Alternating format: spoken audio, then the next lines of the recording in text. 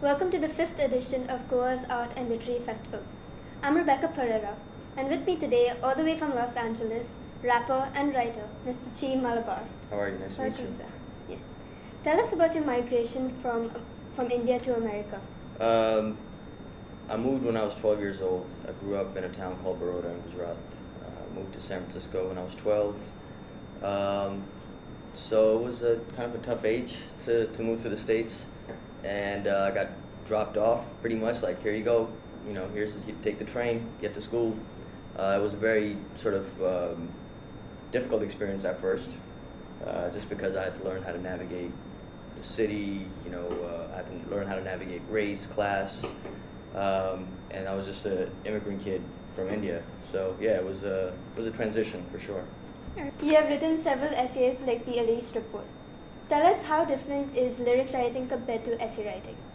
I think it's part and parcel of the same thing. It's about expression, it's about language. And so one of the things that happened is I'd been making music for some time. I decided to go get an MFA in creative writing, mainly because I wanted to sharpen my writing and also wanted to expand how I can express myself.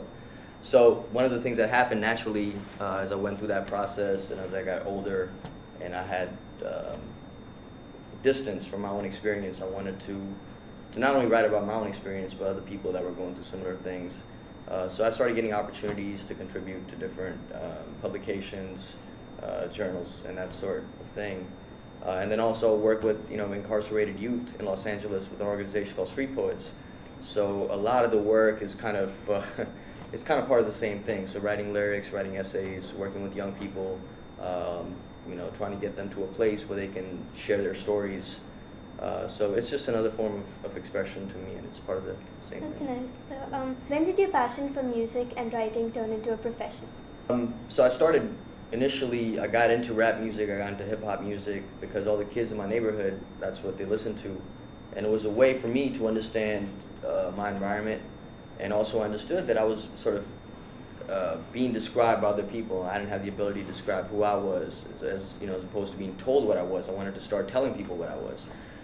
So that's how it started initially. And then I was part of a group called Himalayan Project, and we put out 3 records, and we had a chance to tour parts of the United States and that sort of thing. And so as time went on, it just became, every step I took, it became it became harder to turn back and say I don't want to do this. It was almost like it felt like a vocation or a calling.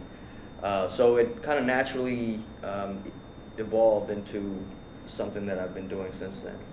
So for youngsters migrating abroad, what advice would you like to give them to find their own voice? That's tough. I mean, all I can say is to really be true to yourself and trying to figure out the things that are valuable to you and the things that matter to you. For me, it happened to be the arts. It happened to be rap music. It happened to be literature. But I would just say I think it's important, because I believe that in our bones we already know who we are, and it's a process. As we get older, society asks us to forget who we really are and what our passions are. So it's about reconnecting, I think, to that kid inside of you that always knew what they wanted to do. That's probably the only advice that I can give anyone, is that just trying to connect to that kid-like enthusiasm and energy for whatever it is that you're excited about doing. Thank you so much for your time, Mr. Thank you. Chee. Thank you. That's it for now.